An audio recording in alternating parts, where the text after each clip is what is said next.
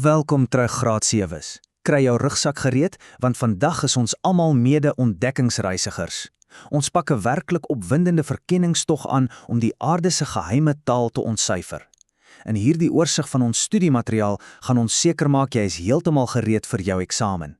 So, kom ons stap die wildernis van geografie binne. Hier is ons routekaart vir vandag se avontuur. Ons kyk na 3 hoofgebiede: belangrike kaartkonvensies, hoe om die kaartskaal te verstaan en laastens hoe ons afstande op kaarte meet. Kom ons duik in. Seksie 1: Belangrike kaartkonvensies. Kom ons kyk bietjie hoe ons hierdie simbole ontsyfer. So, dit bring ons reguit by vraag 15 in jou gids. Wat diaksos is kaartkonvensies? Ek weet, dit klink nou so groot, ingewikkelde woord, reg?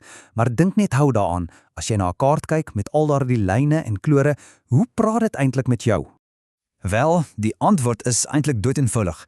Kaartkonvensies is net die standaard reëls en simbole wat ons wêreldwyd gebruik. Dis letterlik 'n universele taal. Dit beteken of jy nou hier in Suid-Afrika is of in Japan of in Brasilië, enige ontdekkingsreisiger kan daardie kaart optel en dit maklik lees. Goed, vraag 16 vra vir die 10 belangrikste kaartkonvensies. Dink aan hierdie dinge as jou basiese oorlewingskit as jy in die natuur stap.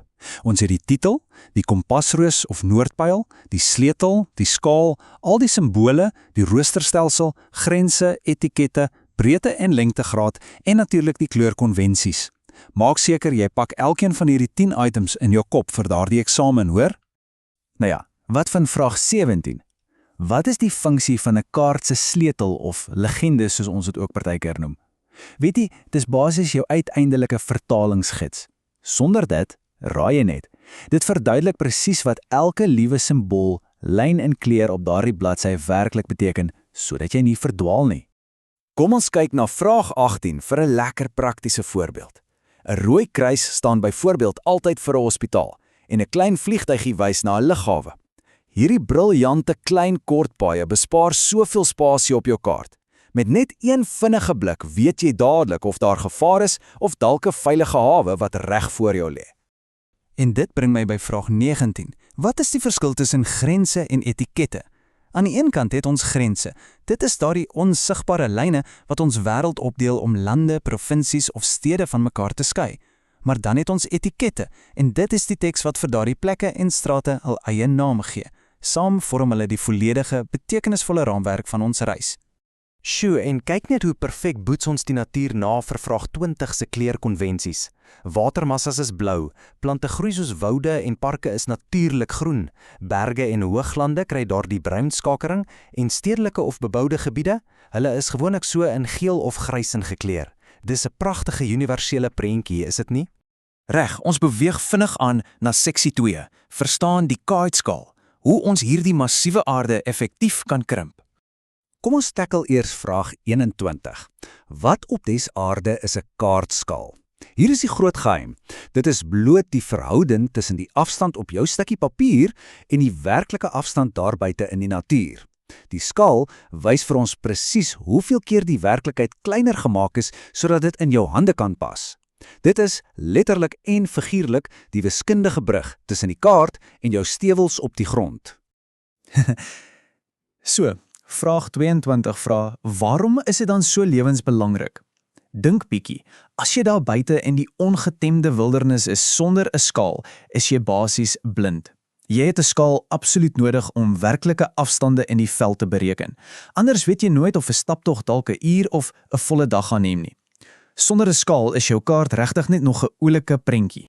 Goed, spits nou jou ore, want vraag 23 is 'n bekende strikvraag in baie eksamens. Wat is die verskil tussen 'n groot en 'n klein skaal? Wel, 'n groot skaal, soos 1 tot 10.000, is geweldig baie ingezoom. Dit wys miskien 'n piepklein area, maar met ongelooflik hoë detail. Dink byvoorbeeld aan 'n spesifieke straatkaart. In skrille kontras wys 'n klein skaal, soos 1 tot 500.000, 'n reuse area soos 'n hele land, maar met baie min detail. My goue reël vir jou vandag: groot detail beteken groot skaal. Onthou daardie een verseker. Vervolgens vraag 24. Om altyd veilig te navigeer, moet jy die 3 tipes kaartskale kan noem en herken. Eerstens is daar die verteenwoordigende breek, of WB. Tweedens, die lineêre of staafskaal. En derdens, die verbale woordskaal. Jy gaan sonder twyfel elkeen van hierdie 3 in jou toetsvraestel sien, so wees gereed vir hulle. Kom ons breek sommer dadelik die eerste een oop vir vraag 25. As jy daardie bekende 1 tot 50.000 erns sien, is dit natuurlik 'n verteenwoordigende breek. En wat presies sê daardie syfers vir ons? Dit beteken doeteenvoudig dat elke 1 sentimeter wat jy op jou kaart met jou liniaal meet, in die werklikheid presies 50.000 sentimeter in die veld is. Maar wag, hier is 'n uiters belangrike waarskuwing vir vraag 26. Hoekom moet ons altyd sê 1 sentimeter verteenwoordig 'n afstand en nie dit is gelyk aan die afstand nie? Want kyk, 1 sentimeter op jou bladsy kan onmoontlik fisies gelyk wees aan 1000 meter in die regte wêreld nie. Dit kan mos nie. Daardie lyntjie staan net in die plek daarvan. Dit verteenwoordig dit slegs. As jy daardie volpunte wil inpalm, moet jy die woord verteenwoordig in jou antwoord gebruik. Ek kan dit nie genoeg beklemtoon nie. En so kom ons uiteindelik by ons laaste been, seksie 3, meet afstande op kaarte. Kom ons sit al hierdie vaardighede in die praktyk. Ons kyk na vraag 27. Hoe meet ons 'n direkte afstand as ons skaal 1 tot 50.000 is? 'n Direkte afstand is mos presies soos die kraaivlieg, net 'n perfekte reguit lyn. Hier is 'n baie maklike 3-stap plan. Stap 1, jy meet eers daardie reguit lyn tussen jou 2 punte met 'n liniaal. Kom ons sê jy kry 4 cm.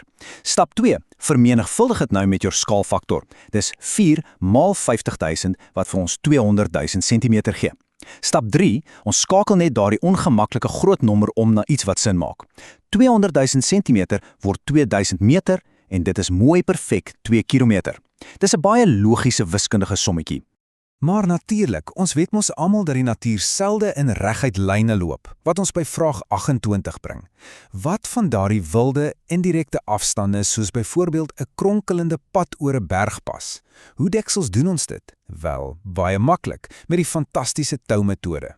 Stap 1, jy lê 'n buigsame stukkie tou baie versigtig reg op al daardie onvoorspelbare draadjies op jou kaart. Stap 2, maak 'n duidelike netjiese merk op die tou presies waar die roete eindig. En laastens, stap 3, trek daardie tou mooi reguit en lê dit direk langs die staafskaal neer en sien daar. Jy kan presies aflees wat daardie werklike kronkelafstand op die grond is. En net so raak jy heeltemal magtig in die kaart se geheime taal. Jy het al hierdie antwoorde vir die geografie-eksamen so mooi onder die knie. Maar onthou altyd, meer ontdekkingsreisigers, die werklike bemagtiging stop nie as die klok in die klaskamer lui nie.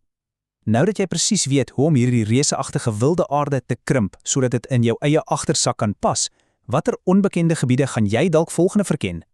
Baie dankie dat julle hierdie ekspedisie en verduideliking vandag saam met my meegemaak het. Gaan skryf daardie eksamen flenters en hou altyd aan met verken.